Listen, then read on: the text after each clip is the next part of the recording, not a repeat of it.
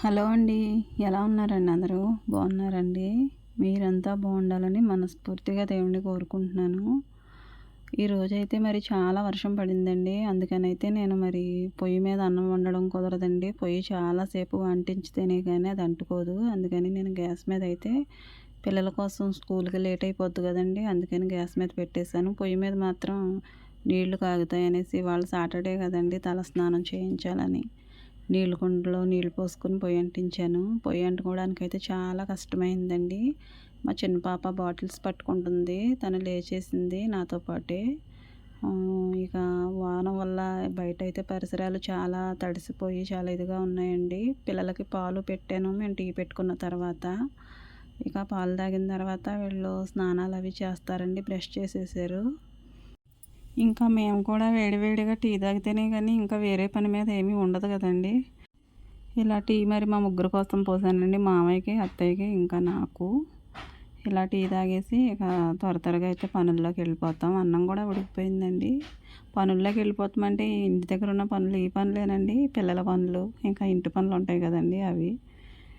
అలాగే నేను మరి కూర కూడా పక్కన చూసుకుంటున్నానండి. అన్నం ఉడికిపోయింది. పాలు అయితే అటు పెట్టుకున్నాను. పాలు కూడా కాగిపోయినాయి.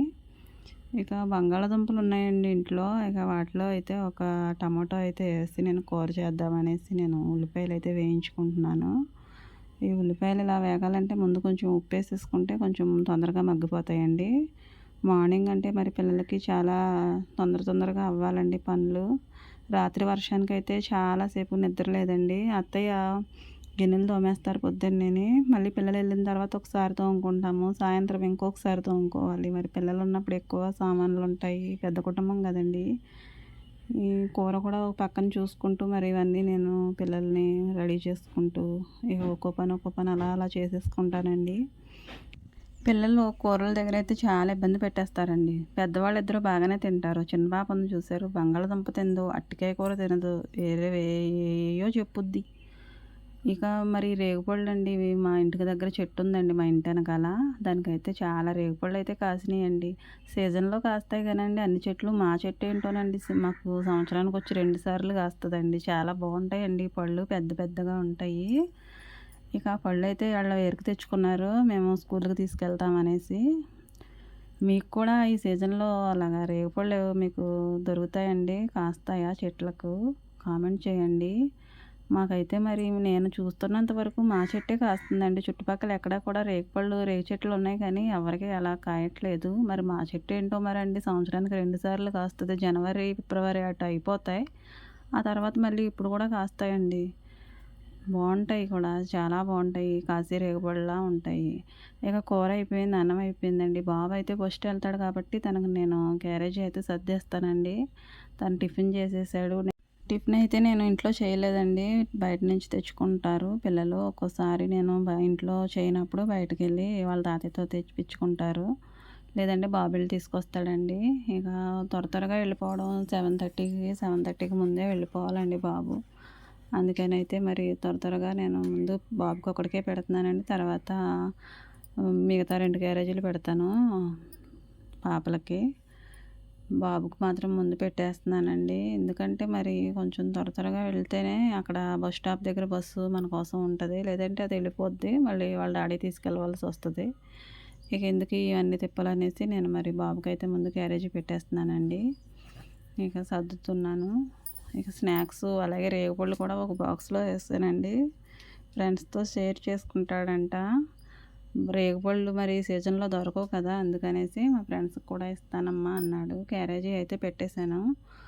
ఇక బాబు వెళ్ళే ముందు అయితే మరి నేను ప్రార్థన చేస్తాను కదండి, ప్రార్థన చేయించుకుంటానికి ఇక తనైతే నా దగ్గరకు వచ్చాడు. ప్రార్థన చేస్తూ ఉండగా తను కూడా ప్రార్థనలో అయితే కళ్ళు మూసుకుంటాడండి. ప్రేయర్ చేసే పంపిస్తాను ఇలా పిల్లల్ని రోజును. చాలా రోజులు అయిపోతుందండి నేనైతే మరి ఇలాగా వీడియో చేసి ఇలా పిల్లల్ని నేను స్కూల్కి పంపించేటప్పుడు అయితే మరి ఇలాగ రోజు నేను వీడియోలు చేసి పెట్టేదాన్నండి. ఈ మధ్యన అయితే కుదరట్లేదు. ఓన్లీ ఏదో ఒక కూర మాత్రమే పెడుతున్నాను. ఇంకా మరి రోజైతే మరి వర్షం వచ్చింది. వర్షం వచ్చినా కానండి మరి ఎన్ని పనులున్నా ఎన్నున్నా ఇక వీడియో తీసి పెట్టకపోతే వ్యూస్ డౌన్ అయిపోతున్నాయి. అలాగే సబ్స్క్రైబ్స్ కూడా ఏం పెరుగుతులేదండి. నాకు వాచ్ టైము, సబ్స్క్రైబర్స్ రావాలంటే మరి డైలీ పెట్టాలి కదా. నేను ఇలా కుదరక పిల్లలతోటి ఇబ్బందిగా ఉండి నేను పెట్టలేకపోతున్నానండి అన్నీ వీడియో తీసుకొని చేయాలంటే.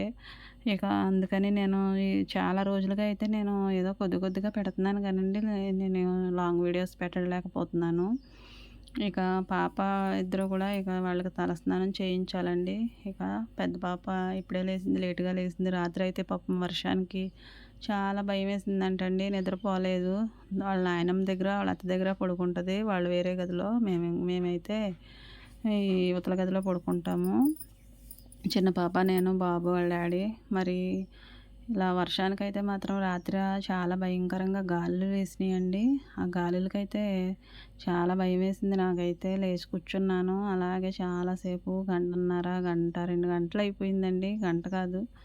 ఆ వర్షానికి అంత వర్షంతో అలా మరి కురిస్తే మాదేమో మరి బిల్డింగు డాబా లాంటిది కాదండి. మాది మామూలు సాధారణమైన పెంకుటిల్లండి. ఆ పెంకుటింట్లో ఉన్నప్పుడు మరి ఇది కట్టయితే 30 ఏళ్ళు అయిపోతుంది. మరి ఇప్పుడు అందరూ డాబాల్లో ఉంటున్నారు కదా! ఈ తాటాకుల ఇల్లోళ్ళు, పెంకుటిల్లోళ్ళు మరి ఎంతైనా భయం ఉంటది కదండీ! పాపం చిన్న పిల్లలు భయమేసి రాత్రి చాలా సేపయితే నిద్రపోలేదండి. నేను కూడా నిద్రపోలేదు.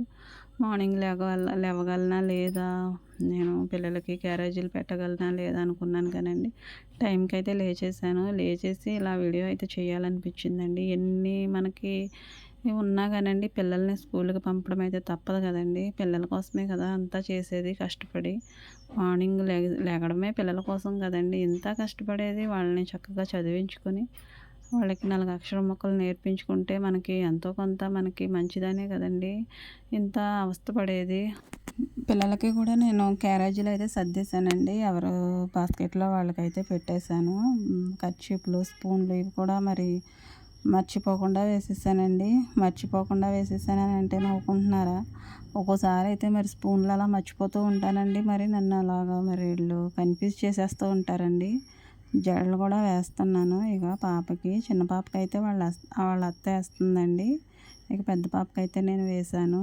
చిన్న పాప జడ కూడా చూపిస్తానండి మీకు. తనను కూడా పిలిచాను, వస్తుంది. ఇదిగోండి వాళ్ళ అత్త ఏసింది. బాగుంది కదండీ జడ. ఇక పెద్ద పాప కూడా వాళ్ళ అత్త దగ్గర వేయించుకోమంటే, ఇక టైం అయిపోతుంది కదమ్మా నువ్వు వేసే అనేసి వేయించుకుంది. ఇక చెప్పులు క్లీన్ చేసుకుంటుందండి. ఇక బ్యాగులు, బాస్కెట్లు అన్నీ మా దగ్గరకు వచ్చేసినాయి. ఇక ఈరోజు మరి సాటర్డే సివులండి. సివులు వేసుకెళ్తారు.